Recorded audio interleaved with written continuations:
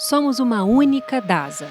Para inaugurar uma nova era no cuidado com a saúde, para ampliar os espaços e os acessos, proporcionar um avanço contínuo em tecnologia, dar ainda mais segurança, consolidar dados e integrar procedimentos, para aproximar especialidades e fortalecer o exercício da medicina. Sobretudo, para proporcionar a jornada de saúde completa em que acreditamos. Por tudo isso, hoje somos uma única DASA, uma rede que valoriza e fortalece mais do que nunca a comunidade médica e que busca estar à frente do nosso tempo, sem deixar nunca de estar frente a frente com as pessoas. DASA é para toda a vida. Olá, boa noite.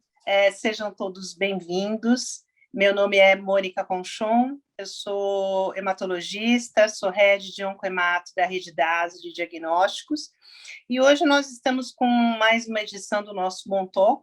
Então, é uma série de aulas que nós temos com a Jinyuan e com a DASA. Nós tivemos na primeira edição LLC, depois nós tivemos LMC, LLA e doença residual mínima, na edição passada.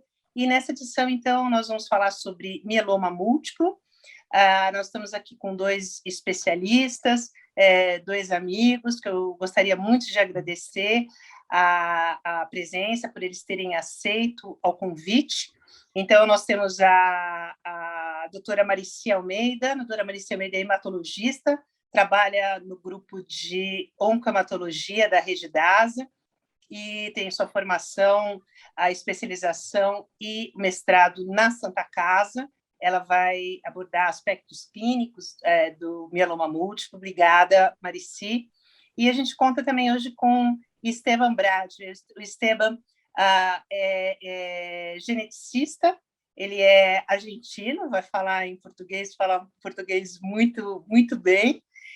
Ele é formado na Universidade Nacional de Misiones, na Argentina, e depois ele fez mestrado, fez doutorado na Universidade Federal do Rio de Janeiro, e foi fazer um pós-doc na Clínica Maio, em neoplasias de células B, acabou ficando contratado. Então, hoje ele é um professor, assistente na Clínica Maio, e também nosso assessor científico na DASA. Então, nós vamos começar com o Esteban, seja bem-vindo, e depois, na sequência, com a Marici. A gente tem feito, nas edições passadas, perguntas pelo chat. Se a gente não conseguir responder hoje, a gente responde na sequência ou pelo e-mail. Então, sejam bem-vindos, boa noite.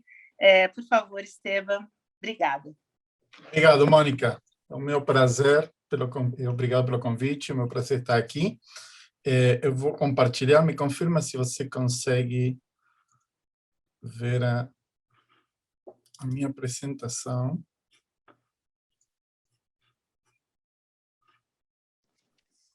Ainda estamos, mas está compartilhando a tela. Eu já vou te avisar. Ainda não.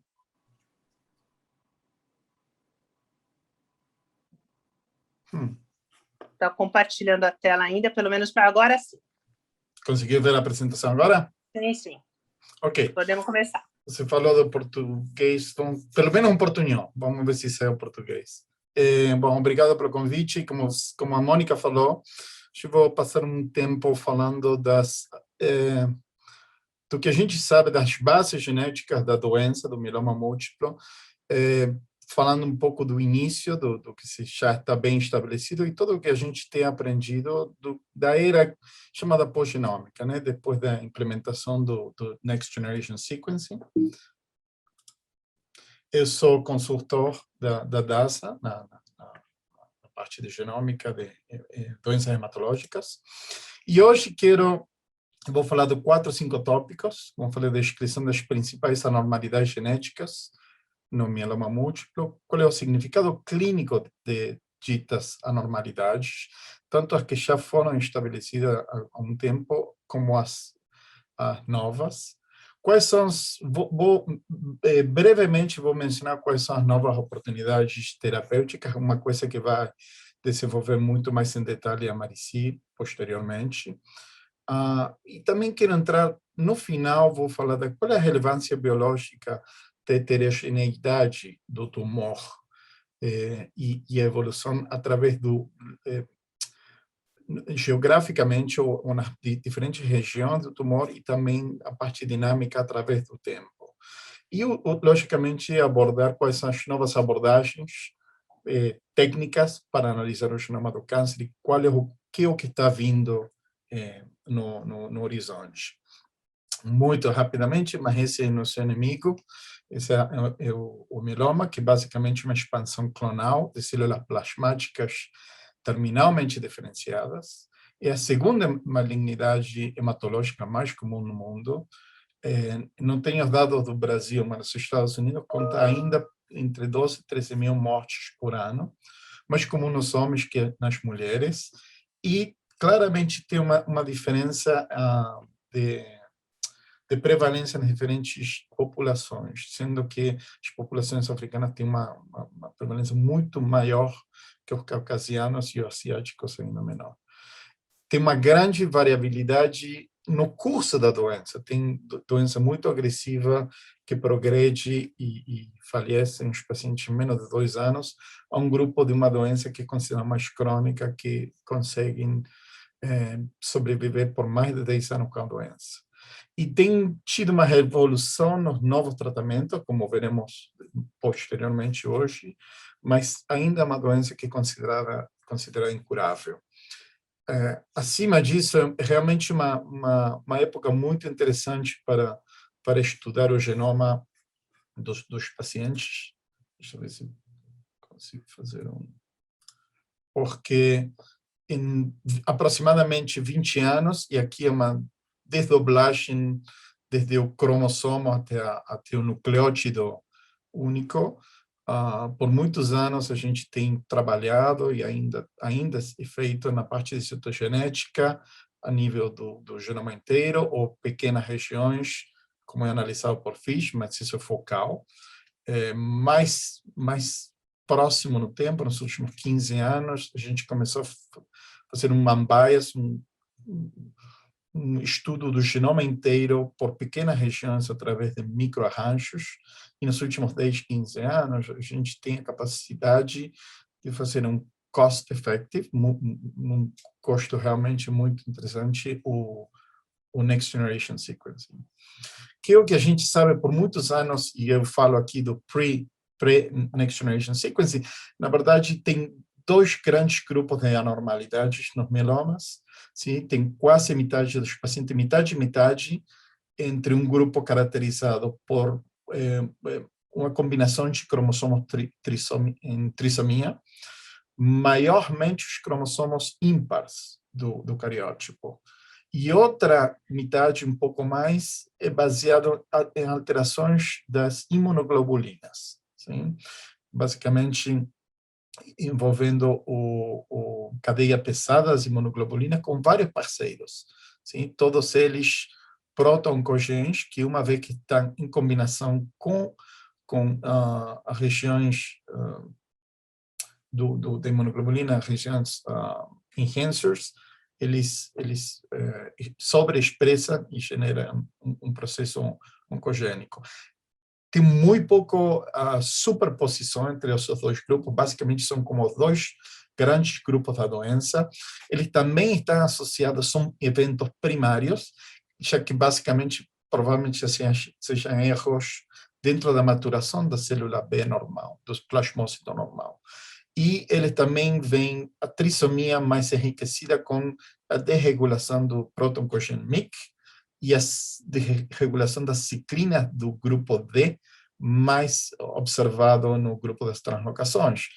Depois, a gente tem um grupo de segundas anormalidades, como estão observadas aqui, que são vários copy numbers, incluindo alguns que nós vamos falar, como é o ganho do cromossomo 1q e a deleção do DCTP, mutações em KRAS, NRAS e no NF-κB como um todo. E por que isso é importante? Bom, porque já desde muito tempo que a gente consegue ver que muitas dessas alterações são utilizadas para estratificação de risco e estão associadas com um prognóstico diferencial.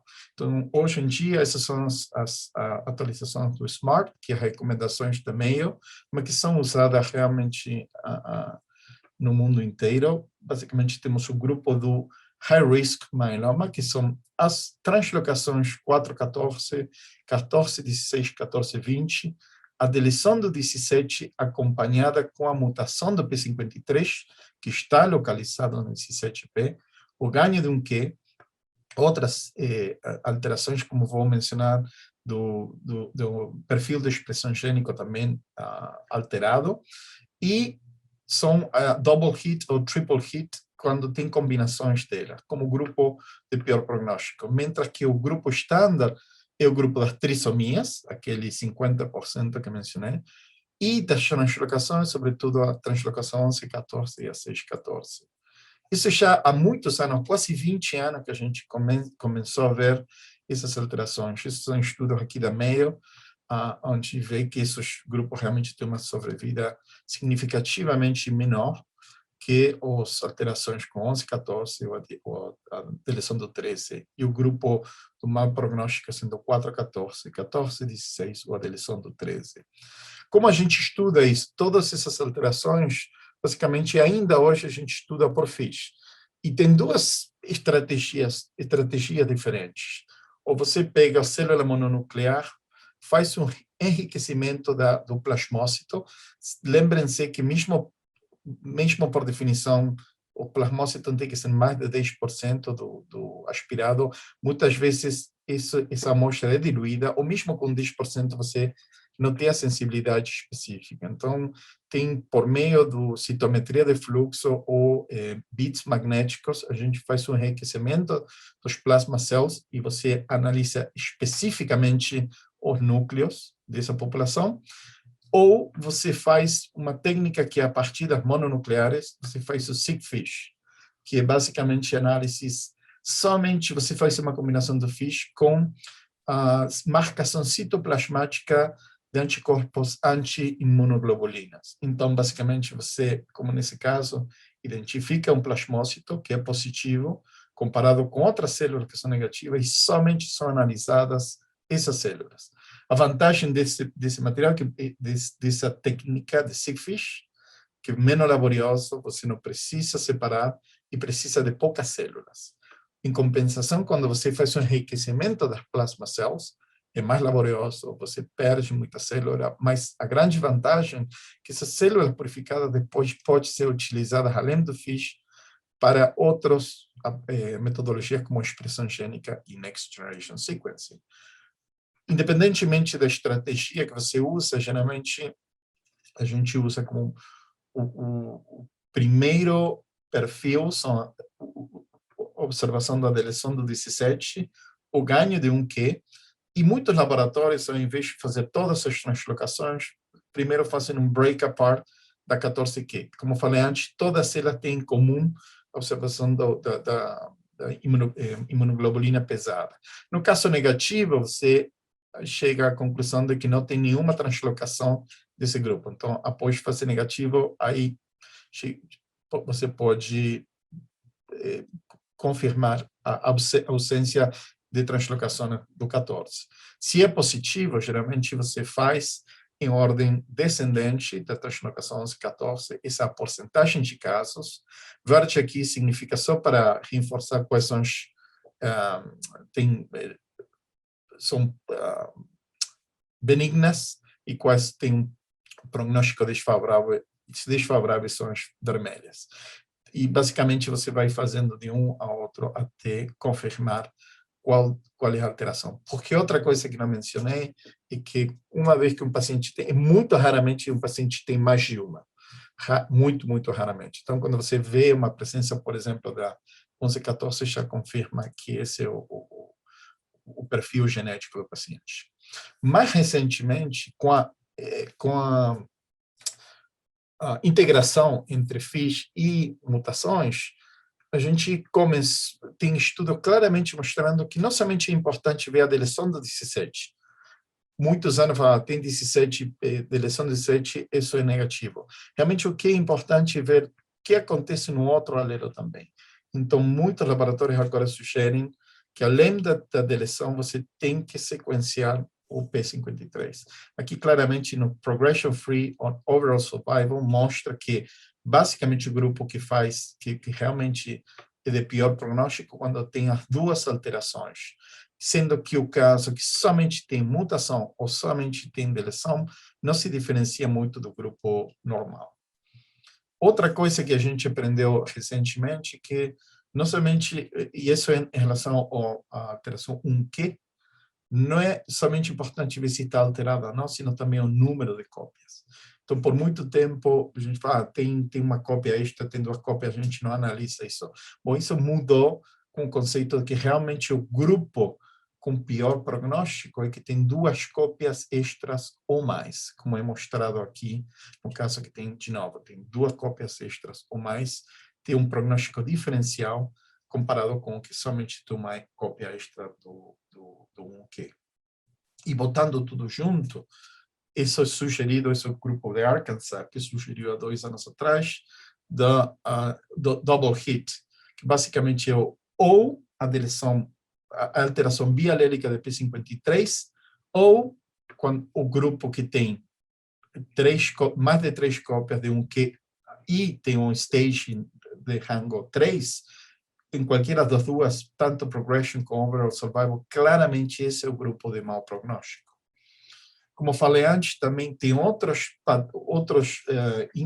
índices que a gente usa que são baseados na expressão gênica. Aqui estou mencionando os dois que têm sido mais utilizados, que é o grupo da Arkansas 70 Gene Index ou Sky92, que são 92 genes, que basicamente eles conseguem claramente diferenciar grupo prognóstico baseado na expressão desses genes. E por que tudo isso é importante? Bom, esses são, de novo, dados da meia, mas claramente diferenciam como você trata pacientes baseados na presença de diferentes alterações. Nesse caso, nos pacientes que não são elegíveis para transplante, como o grupo de bom prognóstico e mau prognóstico tem protocolos diferentes, e mesma coisa acontece nos pacientes não elegíveis para transplante também, fazendo uma diferenciação também dentro do mau prognóstico, se só deleção dos 17 ou incluindo já o double ou triple hit myeloma como grupo de realmente mau prognóstico. Como falei anteriormente, com a incorporação do Next Generation Sequencing, o preço realmente em 20 anos foi de mais de 100 milhões de dólares a $1.000 por genoma.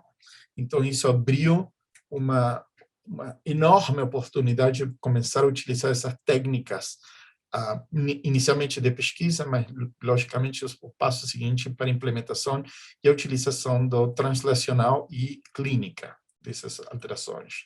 Então, o nosso primeiro é, basicamente, o que a gente descobriu após sequenciar mais de 1.000 genomas de mieloma, que a doença é um pouco mais heterogênea ainda do que inicialmente se achava, sim, com várias alterações. KRAS e NRAS já foram identificadas, mas a gente começa a ver como BRAF e genes que parecem ser muito específicos do mieloma, como FAM46, DIS3, etc.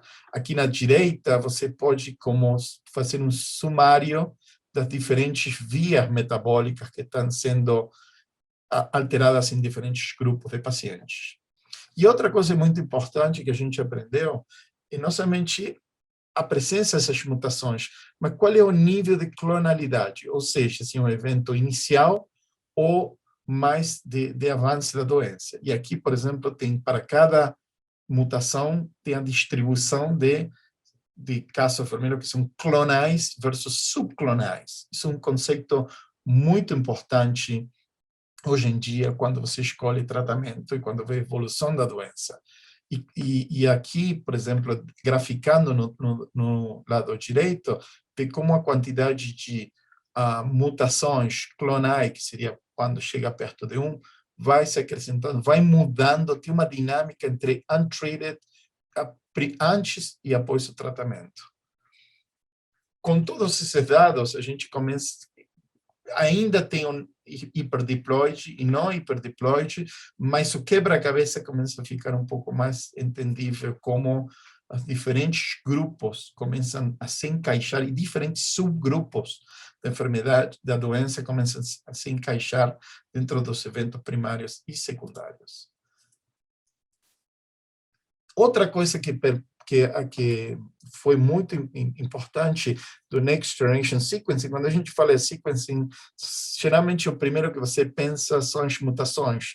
Porém, com as metodologias hoje em dia disponíveis, a gente também consegue ver translocações e mudança no número de cópias.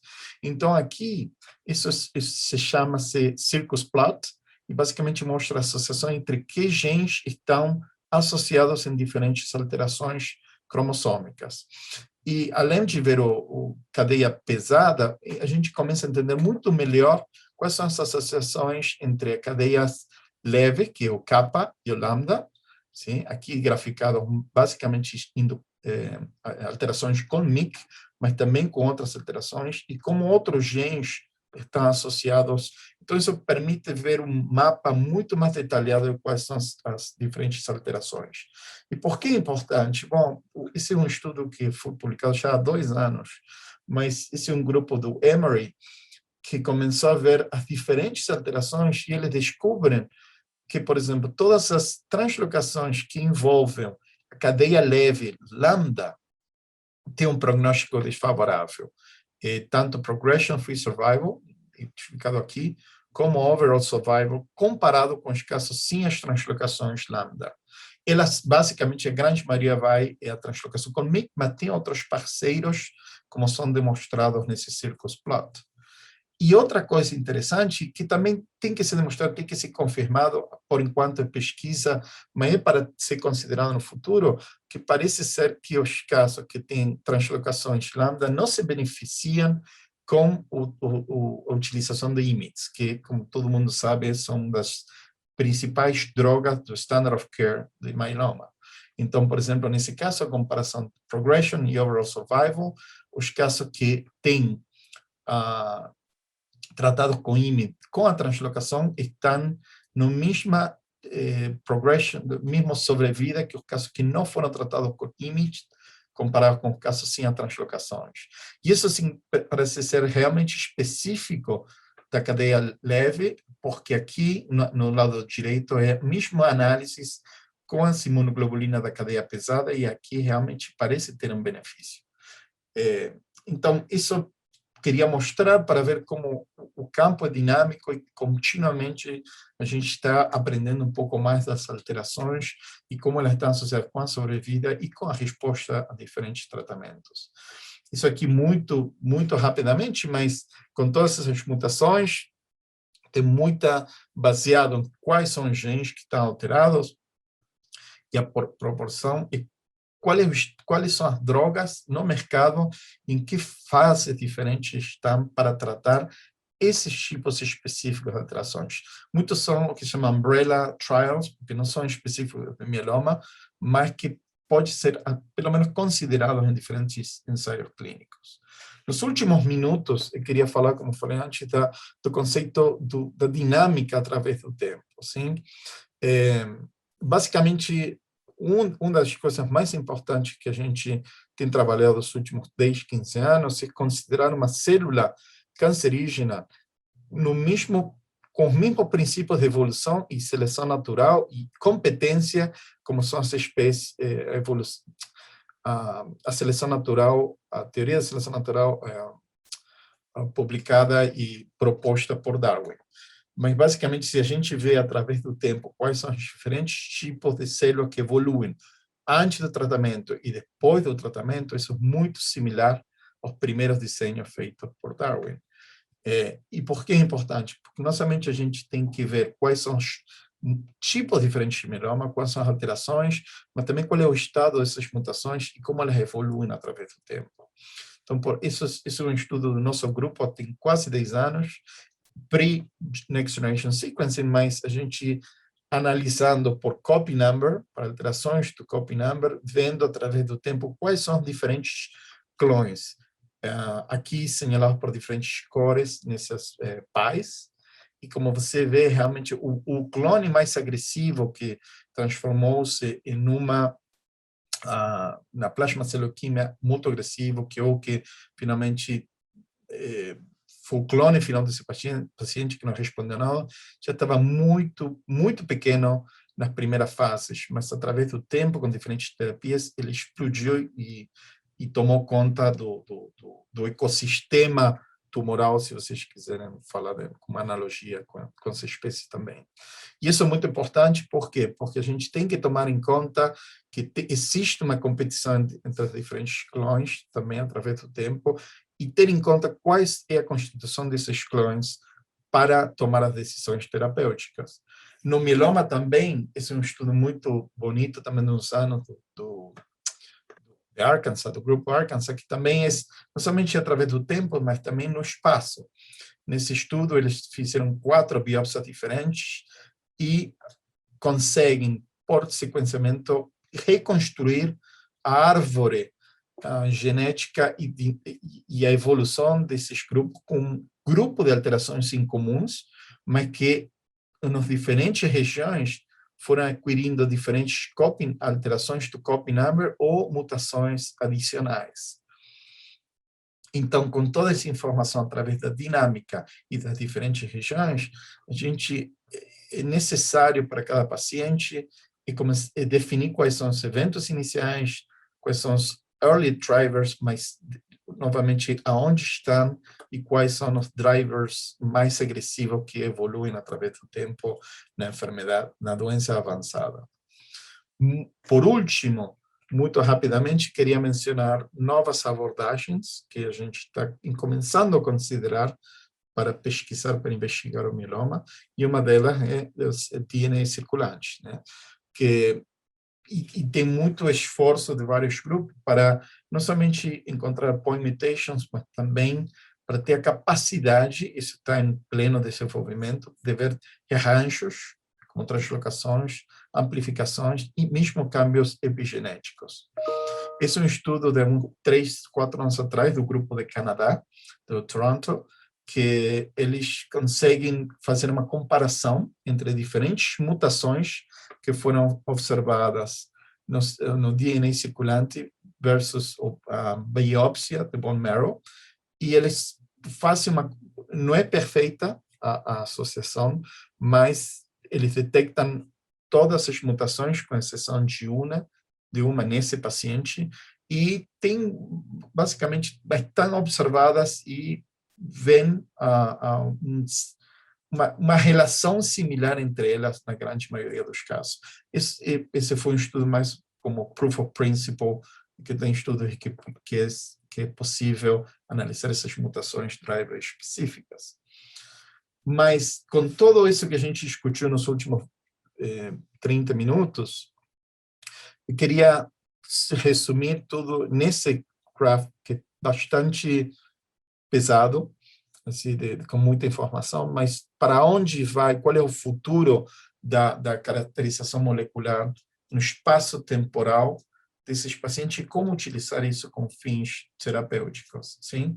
Então, basicamente usando diferentes técnicas do genoma, o exoma, transcriptoma, metiloma. Hoje em dia a gente tem muitos somas diferentes, mas são diferentes formas de analisar o genoma, utilizando tanto a massa tumoral, células individuais e DNA circulante, como a gente viu, ou diferentes tecidos, como o plasma, tecido congelado, a parafina, e conseguir ver desde o início, sim, desde a detecção em períodos iniciais, já identificar os diferentes subclones, sim, como fazer o profiling através do tempo, sim, alguma dessa informação, como está sendo usada também o Next Generation Sequencing, que é para outra apresentação, mas como isso é utilizado para o MRD, sim, diferentes rearranjos, como utilizando através de NGS, sim, mas como depois, através do tempo e através dos diferentes tratamentos, ir monitorando a resposta, não somente isso, sino também a evolução clonal, e vendo como, nesse caso, os diferentes subclones, como eles vão evoluindo, pensando em tratamento com toda essa informação como algo muito dinâmico, baseado nessas mudanças, e tentar fazer o mais próximo do real time, para que seja de utilidade na clínica. Com esse slide, eu queria finalizar, agradecendo. Eu trabalho aqui na Mayo Clinic de Arizona, e aqui são algumas das belezas naturais, além da pesquisa que a gente desenvolve. Muito obrigado. Aqui deixo o meu e-mail para contato, se tem alguma questão adicional. Obrigado a todos. Mônica, com você. Acho que está me ouvindo, né? Estou ouvindo. Muito obrigada. Eu acho que foi lindíssima a aula, inclusive. A gente tem aqui um grupo que a gente estava conversando e parabéns. Agora, deixa eu te perguntar, eu só tenho uma pergunta, bem rápido. Sim. A gente, obviamente, eu trabalho no laboratório com cariótipo, e um cariótipo, você ainda não abre mão de um cariótipo inicial. Por exemplo, no caso de um cariótipo com várias alterações, um cariótipo complexo. Isso modifica e a gente pararia por aí. Ou não? Você abre mão hoje? É interessante, tem uma discussão, cada vez que a gente se encontra com outro grupo, sempre parte para essa discussão. Por muito tempo foi isso a realidade, até porque um cariótipo complexo é um surrogate de proliferação, de doença mais agressiva. Mas já há algum tempo, qual é o problema do cariótipo? A célula de mieloma, geralmente, a grande maioria não se divide. Sim? Então, você tem muito pouca célula metáfase para fazer análises. E grupo como a Mayo já tem eliminado o cariótipo do estudo. A grande maioria, pelo menos na nossa instituição. Então, a gente, o primeiro que faz é parte para FISH. Sim? Faz aquele painel que mostrei de sondas de FISH como primeiro passo. E o 14 e o break apart, né? Exato, break apart, a deleção do 17 e amplificação do 1Q. E basicamente, uma vez que o 14Q tem o break apart positivo, a gente começa com 11-14, vai para 4-14, 14-16, 14-20, exatamente. Perfeito, tá ótimo. Tenho um monte de pergunta aí, poderia ter um bate-papo enorme aqui, mas a gente agora vai para a parte clínica com Marici. Muito obrigada. A gente também o Esteban continua aí à disposição no bate-papo, no e-mail. Obrigada, Esteban. Nada. Marici, obrigada. Obrigada, eu. Vou compartilhar minha tela aqui, peraí.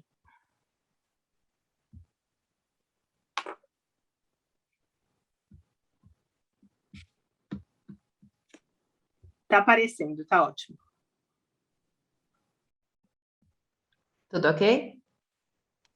Perfeito, Marici. Então, tá ótimo.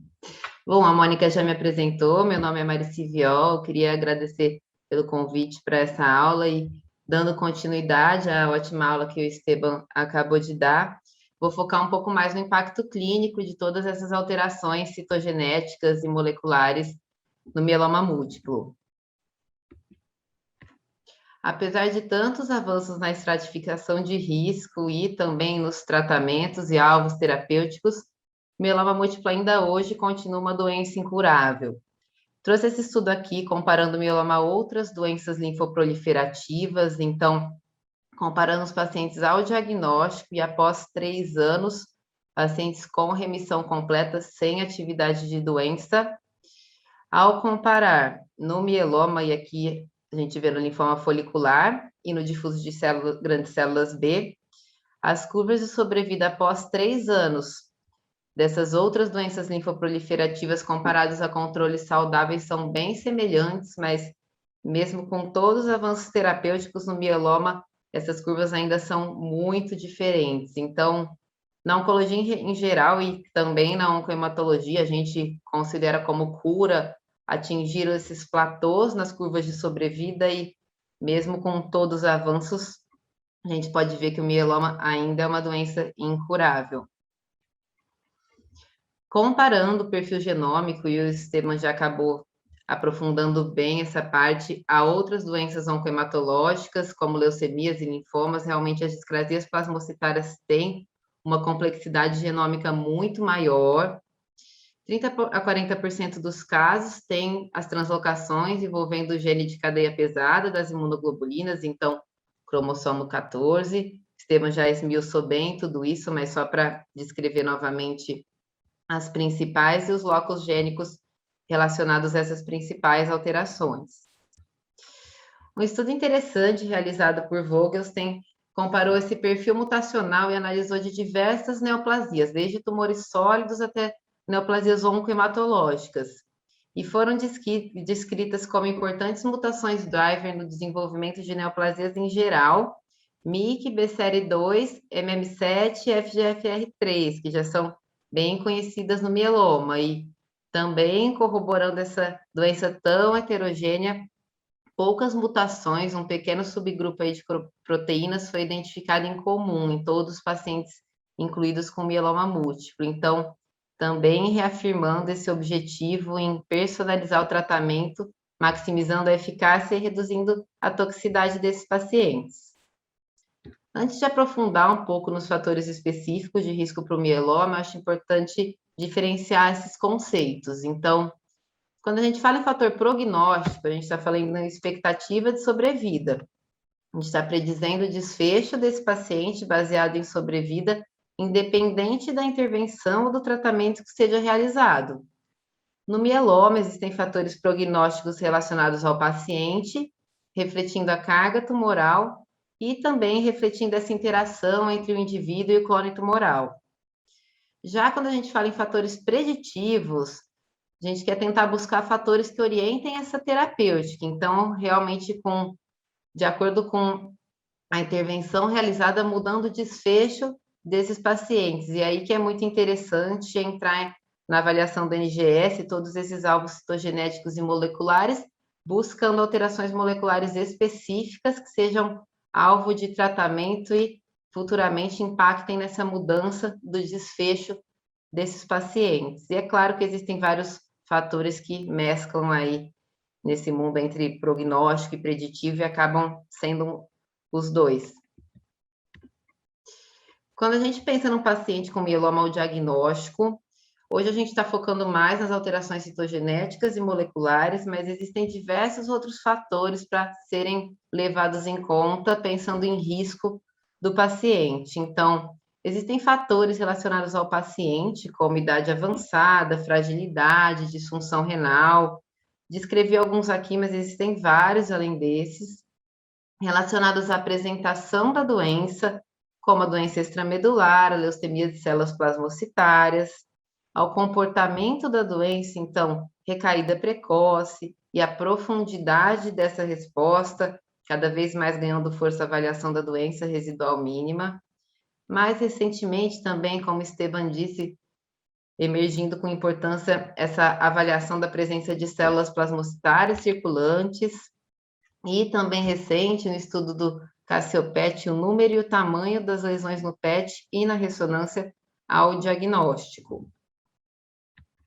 Entrando um pouco na resposta ao tratamento, já é sabido que obter a resposta completa não significa maior sobrevida global em todos os estudos, mas o grupo de Arkansas já demonstrou que não só obter essa resposta completa, mas esse conceito de sustentar essa resposta ao longo do tempo é o que determina a maior sobrevida global. E trazendo esse conceito mais para a atualidade, implicado também na avaliação de doença residual mínima, hoje já é sabido que a doença residual mínima negativa impacta diretamente em sobrevida global e, mais do que isso, sustentar essa doença residual mínima negativa. Então, por que a gente sempre busca aprofundar cada vez mais essa resposta ao tratamento no mieloma? Porque isso impacta diretamente na sobrevida global e na sobrevida livre de progressão do paciente, quanto mais profunda essa resposta, talvez levando em um futuro próximo aí até a cura operacional dessa doença. Diversos estudos recentes mostrando o impacto da DRM. Trouxe aqui um exemplo mostrando que, independente da indução utilizada, e É lógico que para pacientes de alto risco, a gente tem que apostar todas as cartas nessa indução muito potente, mas atingindo essa DRM negativa, ao conseguir isso, realmente isso iguala as curvas de sobrevida entre pacientes de alto risco e risco padrão. Então, aqui mostrando a comparação entre pacientes com DRM negativa de alto risco citogenético e risco padrão, com ambas sobrevidas não atingidas. E nos pacientes que não conseguiram atingir DRM, realmente continuando com prognóstico e essas curvas muito inferiores nos pacientes com alto risco citogenético. Outro estudo confirmando esse fato, então, nesse estudo os pacientes foram estratificados de acordo com o risco com a estratificação do RSS. E aqui no primeiro gráfico a gente tem todos os pacientes que conseguiram atingir DRM negativa, mostrando que principalmente a curva do RSS3, com os pacientes de maior risco, praticamente se iguala a pacientes RSS1, no que diz respeito à sobrevida livre de progressão, ao atingir essa DRM negativa. E aqui à direita, todos os pacientes que não conseguiram atingir a DRM negativa, continuando com esse prognóstico muito pior e muito adverso, muito inferior a essa curva de sobrevida dos pacientes com RSS3. Então, cada vez mais mostrando a utilidade dessa avaliação da DRM para todos os pacientes, mas principalmente para os pacientes de alto risco, mudando a história atual da doença e essas curvas de sobrevida. Entrando um pouco na duração dessas respostas, então também sendo um fator prognóstico importante, trouxe aqui esse estudo de mundo real, realizado com aproximadamente 5.000 pacientes em diversos países europeus, e é bem ilustrativo aqui, realmente a cada linha de tratamento adicionada, essas curvas de resposta vão reduzindo e também o tempo para o próximo tratamento também vai encurtando progressivamente. Então, na primeira linha de tratamento, 95% dos pacientes tiveram resposta, e quando a gente vai para pacientes extremamente politratados, que chegaram à quinta linha de tratamento, somente 1% tiveram resposta. E isso também vai encurtando esse tempo para o próximo tratamento, de acordo com mais linhas de tratamento adicionadas, emergindo também como um fator prognóstico muito importante na doença. Aqui também mostrando um pouquinho o impacto desses novos agentes nas curvas de recaída, realmente melhorando essas curvas de acordo com os anos passando e a disponibilidade na prática dos novos agentes. Aqui até comparando curvas de sobrevida antes e após 2005, com grande impacto no uso desses novos agentes, mas ainda esse paciente com múltiplas recaídas e polirrefratário é um subgrupo muito desafiador para o hematologista tratar, isso já é um fator prognóstico muito importante também a ser levado em conta. Trouxe aqui essa foto só um pouco conceitual de onde a gente veio para onde a gente está indo, já foi bem mais aprofundado isso na aula anterior, mas lá atrás, começando na avaliação citogenética pelo cariótipo, e como o Esteban até disse na pergunta da Mônica, a gente sabe que isso não é tão útil no mieloma pela baixa taxa de proliferação dos plasmócitos, evoluindo aqui para o FISH de plasmócitos, já com sondas específicas, buscando cada translocação, e cada vez mais a gente vai entendendo o comportamento de cada translocação na doença, evoluindo para o estudo do GEP, o SNP Array, e recentemente aí o Next Generation Sequence, como o Esteban falou bastante. Isso tudo a gente vem compreendendo cada vez mais a importância de identificar cada alteração prognóstica e o impacto disso em cada paciente com mieloma. Trazendo um pouco para a nossa prática, o que a gente usa nessa questão de estratificação prognóstica. Então, em 2005, foi publicado pela International Myeloma Working Group, o ISS, mostrando que a combinação entre albumina e beta-2 microglobulina foi a mais simples, de baixo custo e reprodutível, conseguindo estratificar bem esses pacientes de acordo com medianas de sobrevida. Lembrando que esse estudo foi publicado em 2005, então, os tratamentos disponíveis e na grande maioria utilizada pelos pacientes foi o transplante de medula óssea e combinações utilizando ciclofosfamida e antraciclo, Então, hoje é muito distante do que o que a gente utiliza na prática, e mostrando mais ainda como tudo isso vai mudando com o tempo, a sobrevida do grupo de maior risco, ISS-3 aqui com 29 meses, e como eu vou falar adiante, já na atualização desses critérios para o RSS, com uso de novas drogas, essa curva nos pacientes também de maior risco de RSS-3 já foi para 43 meses, então também reafirmando como esses marcadores prognósticos são mutáveis de acordo com o avanço das terapêuticas e dos tratamentos.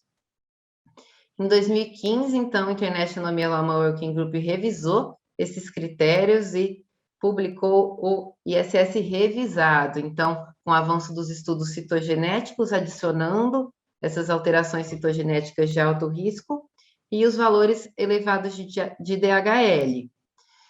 Nesse estudo, as alterações citogenéticas de alto risco incluídas foram a translocação 414, 1416 e a deleção do 17P. Lembrando que isso foi publicado em 2015, então hoje já há consenso que existem outras alterações relacionadas ao alto risco, mas até então que se havia de consenso eram essas alterações. E através do RSS, isso conseguiu estratificar bem melhor os pacientes de acordo com medianas de sobrevida. Só ilustrando essas curvas aqui, então, realmente no RSS, tanto em sobrevida livre de progressão, quanto em sobrevida global, os pacientes foram muito bem estratificados em RSS 1, 2 e 3. E também quando realizada essa subanálise, de acordo com pacientes que realizaram ou não o transplante autólogo de medula óssea, essa estratificação continuou sendo válida para esse subgrupo de pacientes, sendo hoje, quando disponível, muito bem utilizada na prática clínica. Lembrando que no nosso país, a maioria dos pacientes realiza o tratamento no SUS, então, mesmo que jamais disponível, estudo por ficha, acho que é o que mais tem sido usado na prática, ainda não é tão fácil acesso assim na grande maioria dos centros. O Esteban já esmiuçou melhor isso, mas só para seguir a linha de evolução nas estratificações prognósticas, então a Clínica Maio vem trabalhando constantemente na M-SMART, que é essa estratificação guiada por risco adaptado do mieloma. Realmente isso vem sendo atualizado constantemente de acordo com mais descobertas aí das alterações. Só destacando que aqui já foi adicionadas anormalidades associadas ao cromossomo 1, com um risco adverso importante, e trazendo esse conceito já bem embasado nos linfomas, agora com essas subclassificações dos mielomas em double e triple hit. Então, o grande desafio atual de todo hematologista é realmente saber como personalizar esse tratamento de acordo com essas alterações de alto risco e como manejar esse paciente.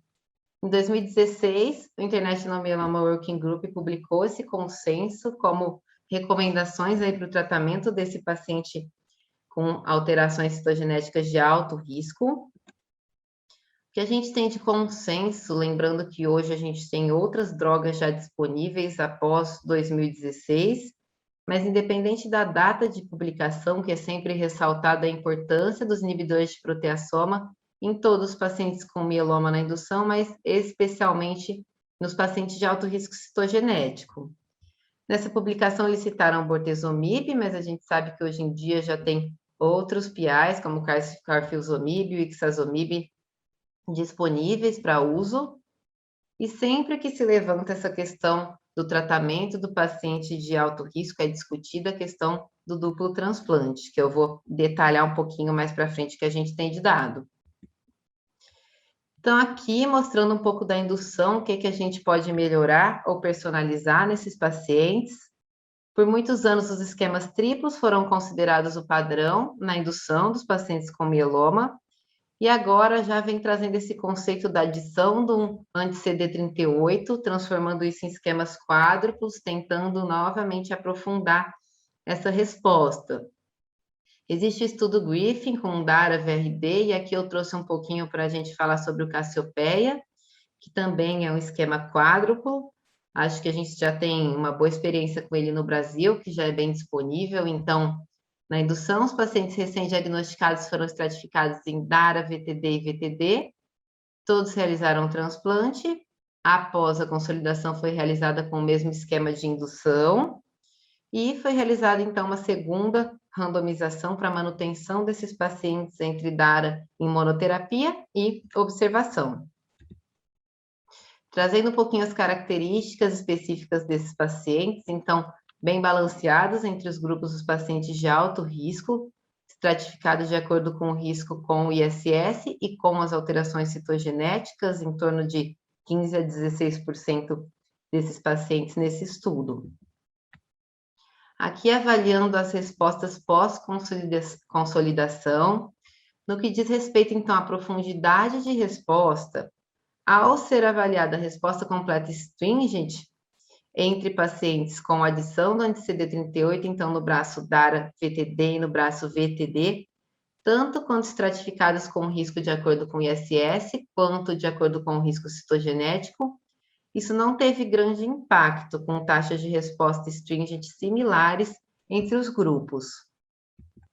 Mas também, falando sobre essa profundidade de resposta, quando foi avaliada as taxas de DRM negativas entre esses grupos, realmente foi mostrado que, tanto na estratificação de risco pelo ISS, quanto no grupo estratificado de acordo com o risco citogenético, o impacto dessa DRM negativa foi maior nos braços com adição do anti-CD38, então nos braços do DARA-VTD, mostrando que sim, vale a pena essa indução com esquemas quádruplos, aí a adição do anti-CD38 nesses pacientes com alto risco. Em todos os pacientes com mieloma, mas com esse benefício principalmente no subgrupo de alto risco.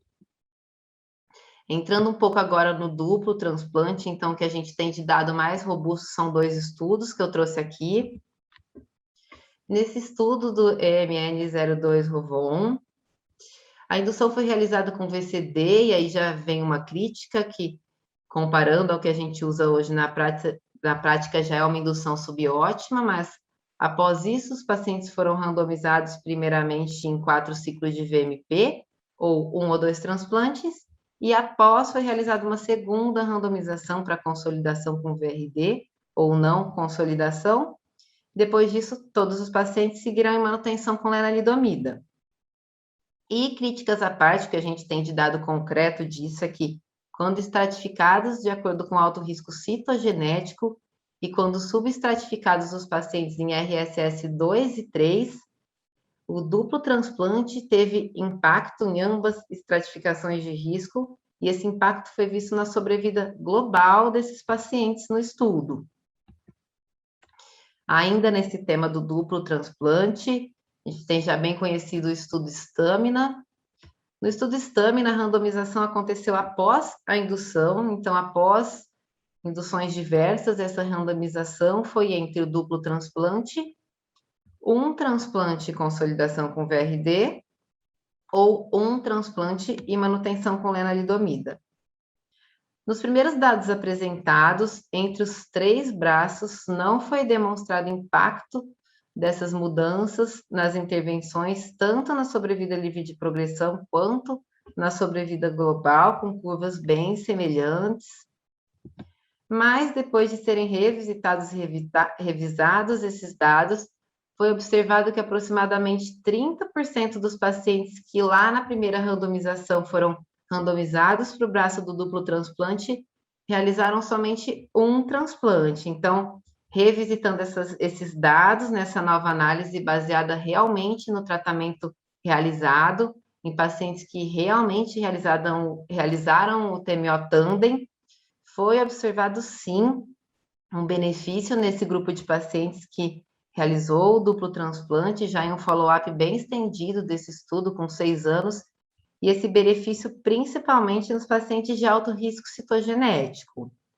Esse benefício se traduziu nessas curvas de sobrevida livre de progressão, mas não mostrou diferença em curvas de sobrevida global.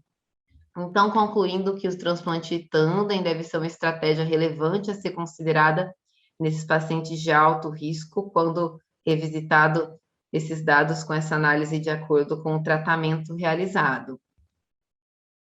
Entrando um pouquinho na manutenção, no que a gente pode personalizar nessa fase de tratamento para esses pacientes de acordo com o risco citogenético, eu trouxe aqui o estudo FORTE. O estudo FORTE é um estudo bem completo que vem trazendo várias respostas nessa era dos novos agentes. Então, pacientes recém-diagnosticados foram randomizados entre 4 ciclos de KCD, transplante e 4 ciclos de KCD consolidação, 4 ciclos de KRD, transplante e 4 ciclos de KRD consolidação, ou 12 ciclos de KRD sem transplante. E após o que a gente tem de dado mais novo, após essa segunda randomização para manutenção só com lenalidomida ou com KR. As características desse estudo, então, não foi um estudo desenhado para alto risco citogenético, mas a gente já tem bem mais descrita essas translocações específicas de cada paciente, bem balanceadas entre os grupos, e já com mais de 50% dos pacientes com alto risco, já incluindo também essa classificação do mieloma double hit, na classificação desses pacientes. Trazendo dados aqui após a primeira randomização, então, nos pacientes de alto risco, inclusive nos pacientes double hit, mesmo com um N pequeno, esses pacientes tiveram benefício no braço que realizou KRD e transplante. Esse benefício não suplantou o alto risco citogenético, mas comparando aqui indiretamente essa curva do alto risco que realizou KRD e transplante, aqui com pacientes de risco padrão que realizaram, a gente não pode chamar de induções subótimas, porque já são tratamentos potentes, o KCD transplante e o KRD12, mas comparando pacientes de alto risco que fizeram KRD transplante com esses outros braços de KCD e KRD sem transplante, já são bem semelhantes essas curvas, mostrando que realmente isso tem um grande benefício nesse grupo de pacientes, o braço de KRD transplante e KRD consolidação. Aqui trazendo um pouquinho esses dados mais recentes sobre a manutenção, então, novamente, descrevendo bem esses pacientes de acordo com o risco citogenético, também com mais de 50% aí dos pacientes de alto risco. Quando a gente traduz isso nas curvas de sobrevida livre de progressão em 3 anos, com um benefício significativo na dupla manutenção, então associando o inibidor de proteassoma ao imunomodulador, aqui nos pacientes de alto risco, também ainda não suplantando esse alto risco citogenético, mas também comparando indiretamente aqui essa curva dos pacientes de alto risco com dupla manutenção com KR e pacientes de risco padrão que fizeram manutenção com lenalidomida, já sendo bem semelhantes. Foi bem descrito especificamente o benefício de acordo com cada translocação ou alteração citogenética, e realmente esse benefício se traduz na grande maioria das translocações, inclusive na deleção do DISEP7P, mas exceto na amplificação do cromossomo 1, que realmente cada dia vem demonstrando esse prognóstico bem adverso nos pacientes. Então, mostrando que talvez num futuro próximo, bem consolidado isso na prática, essa associação na manutenção tendo um impacto bem grande nesses pacientes de alto risco. Trazendo um pouquinho mais dados sobre essa medicina guiada e personalizada, trouxe aqui como exemplo o estudo Bellini. Então, nesse estudo foram incluídos pacientes com 1 a 3 linhas prévias, com uma randomização 2:1, aqui um braço usando venetoclax 800 mg, bortezomib e dexametasona, e outro braço usando bortezomib e dexametasona. Lembrando que esse estudo quis trazer bastante dado específico para a gente sobre a translocação 11 e 14, mas foram incluídos todos os pacientes que preenchessem esses critérios de elegibilidade, independente do status citogenético. Lembrando, então, que a translocação 11 e 14 está associada a uma alta expressão da proteína BCL2, que está diretamente associada aí à promoção e à sobrevivência desse plasmócito clonal na medula óssea. E aí vem o venetoclax como um inibidor potente e altamente seletivo oral do BCL2, induzindo a apoptose dessas células tumorais. Então, no estudo Bellini, aproximadamente 10 a 15% dos pacientes tinham essa translocação 11-14, e mais do que isso, além disso, foi avaliada também a expressão imunistoquímica do BCL2, mostrando que mais de 70% dos pacientes tinham uma alta expressão do BCL2 ao estudo imunistoquímico. E essa alta expressão do BCL2 foi traduzida também nesse subgrupo de pacientes que tinham essa autoexpressão como maiores taxas de resposta e respostas mais profundas quando comparados com pacientes com baixa expressão do BCL2. Isso também se traduzindo na sobrevida livre de progressão, com diferença aí nas curvas de sobrevida de progressão, com benefício nesses pacientes com alta expressão do BCL2. Aqui também mais especificamente no subgrupo com translocação 11-14 e expressão do BCL2, mostrando então a comparação entre o uso de venetoclax e pacientes que utilizaram placebo com curvas extremamente superiores em pacientes que utilizaram venetoclax. O estudo Berlini foi interrompido pelo aumento de mortes precoces, principalmente associado a eventos cardiovasculares e complicações infecciosas, mas realmente cada vez mais, e tem vários estudos para sair aí em um futuro muito próximo, usando como alvo essa translocação 11-14 nesse subgrupo de pacientes com uso de venetoclax, talvez com ajustes em posologia e nas combinações utilizadas, visando realmente maximizar esse benefício, reduzindo as toxicidades, mas realmente é um alvo terapêutico muito promissor nesse subgrupo de pacientes com mieloma. Aqui mostrando também, falando dessa medicina personalizada, então, mostrei vários dados de vários estudos relacionando alterações citogenéticas com desfechos, mas realmente são subanálises. O que a gente tem atualmente são estudos desenhados especificamente para esses subgrupos de alto risco, de acordo com as alterações citogenéticas, visando resultados de estudar somente esses pacientes. Então, um dos estudos mais importantes nessa nova realidade é o estudo CONCEPT.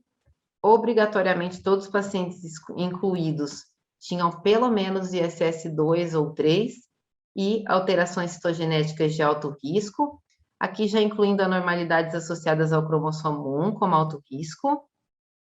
Esse estudo é muito recente, mas vai trazer muito dado importante para a gente, principalmente nessa população de pacientes, com um desfecho primário com avaliação de DRM negativa após a consolidação.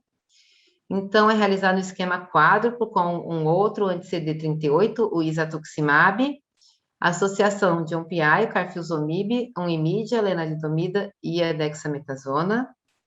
E, além disso, esses pacientes foram randomizados de acordo com a elegibilidade ou não ao transplante. Então, isso vai trazer também muito dado importante no paciente de alto risco inelegível ao transplante.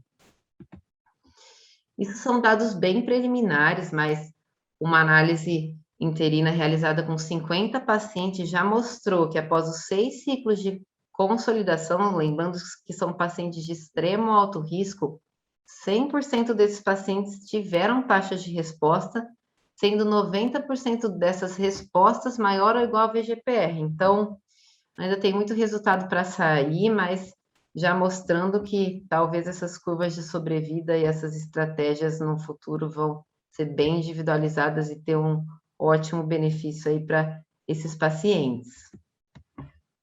Entrando um pouquinho mais nessa questão de genômica e personalização da medicina no tratamento do mieloma, trouxe aqui um exemplo da mutação BRAF. Realmente é uma mutação que, por sequenciamento genômico, já é identificada com alta prevalência em outros tipos de neoplasia, como melanoma e a tricoleucemia, mas mais recentemente vem sendo evidenciada também uma pequena porcentagem de pacientes com uma alta expressão de plasmócitos como BRAF, principalmente pacientes já refratários e politratados.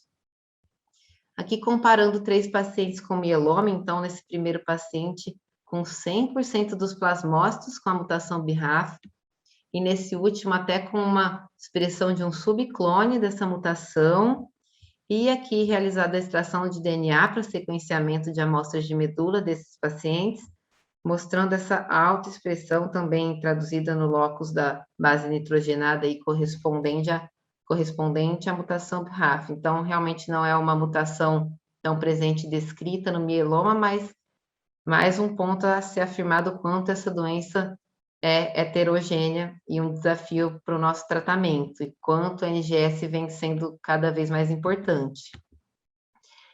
Para essa mutação, a gente já tem uma droga-alvo já conhecida e utilizada em outros tipos de neoplasia, mas o vemurafenib é um anti-BRAF específico, então, nesse paciente específico com mieloma múltiplo, foi realizado o tratamento, já um paciente refratário, foi feito o tratamento com vemurafenib e avaliando aqui uma imagem com ressonância de um plasmocitoma em ombro desse paciente, após 28 dias do tratamento com vemurafenib, já com uma redução muito expressiva dessa massa tumoral, isso traduzindo também na avaliação proteica desse paciente, com uma queda expressiva aí no componente monoclonal, no D28 de tratamento com vemurafenib, e também na cadeia leve capa urinária, que era a cadeia clonal correspondente a esse paciente. Isso também sendo demonstrado aqui em uma biópsia de pele de um paciente antes de iniciar o tratamento com o vemurafenib, um paciente com mieloma com uma alta infiltração tumoral aqui antes do tratamento, e com 28 dias de tratamento com o vemurafenib, reduzindo significativamente essa infiltração tumoral com outra biópsia de pele desse mesmo paciente. Aqui, através de expressões imunistoquímicas, mostrando realmente todas as vias de ativação que levam à ação e eficácia do vemurafenib na apoptose das células, mostrando inclusive aqui uma ativação da via das caspases, maior no D28 de tratamento do vemurafenib, então mostrando cada vez mais a importância do NGS nos pacientes com mieloma. Trouxe aqui só para mostrar um exemplo desse estudo bem inspirador aí, promissor, muito recente, estudo MyDrug, identificando o perfil mutacional, a assinatura genômica aí de cada paciente com mieloma, mostrando que realmente o mieloma são várias doenças em uma só, com perfil mutacional muito diferente, individual em cada paciente, e buscando a utilização de uma droga-alvo, uma terapia específica para cada perfil mutacional específico. Então, realmente, pensando aí no que o futuro vai vir de tratamento para mieloma, utilizando também o benefício do NGS e o benefício dessas drogas-alvo, sempre com o objetivo de aprofundar essas taxas de resposta. Então, resumindo aqui muita coisa que vem promissora pela frente, o que a gente tem hoje de dado, qual paciente que seria ideal para essa medicina de precisão no mieloma? Então, eu considero que esses pacientes com mieloma de alto risco, que realmente têm um prognóstico muito adverso e curvas de sobrevida bem inferiores, mesmo com tratamentos cada vez mais potentes, ainda não suplantando esse alto risco citogenético. Pacientes também com rápida progressão e refratariedade, esses pacientes já politratados, visando evitar terapias ineficazes e uma toxicidade prolongada nesses pacientes já com múltiplas linhas prévias de tratamento. Como eu já mostrei, além desses estudos, existem diversos outros estudos em andamento, mas ainda sem um consenso definido para aplicação na prática clínica. Na prática clínica, então, o que a gente tem é que a definição de alto risco ao diagnóstico deve ser disponível. É lógico que é uma informação, uma ferramenta muito importante agora, com cada vez mais drogas disponíveis, essa avaliação citogenética e molecular, mas a gente deve levar em conta muitos outros fatores, como fatores clínicos relacionados ao paciente e ao comportamento da doença, como eu mostrei. Essa indução continua mudando e melhorando a cada dia. Atualmente, a gente sabe que regimes quádruplos, adicionando o anti-CD38, tem benefício para, lógico que todos os pacientes com mieloma, mas principalmente nos pacientes de alto risco citogenético.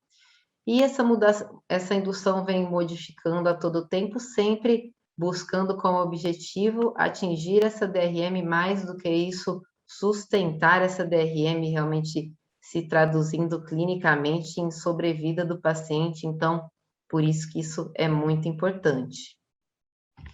Então, o que a gente tem de personalizado para o paciente de alto risco hoje na prática, como eu já falei, esses pacientes têm benefício na dupla manutenção, então, associando o inibidor de proteasoma ao imunomodulador. O duplo transplante é recomendado nesses pacientes, como eu já mostrei, detalhando em estudos publicados. A indução, que a cada dia vem melhorando essas curvas de sobrevida, mas que realmente, principalmente nesses pacientes, tem um benefício nessa indução com regimes quádruplos. E existem milhares de estudos em andamento para determinar qual o tratamento guiado pelo perfil mutacional no mieloma, podendo beneficiar principalmente os pacientes de alto risco, com recaída precoce e já politratados, mostrando cada vez mais a individualidade dessa doença e o quanto a gente tem várias doenças em uma só, trazendo cada vez mais para a prática a importância do NGS e desse tratamento guiado, sempre tentando melhorar a resposta e talvez um dia, quem sabe, realmente chegar à cura do mieloma. Queria agradecer, fica aqui também meu e-mail para alguma dúvida ou sugestão aí, estou disponível. Marici, muito obrigada, a aula vai ficar disponível, somente são informações e a medicina personalizada, a gente nem imaginava isso há pouco tempo, então eu já tenho a agradecer e continuamos então com as portas abertas aos nossos colegas, aos nossos médicos, e muito obrigada. Boa noite e até o próximo One Talk. Boa noite a todos. Boa noite. Boa noite.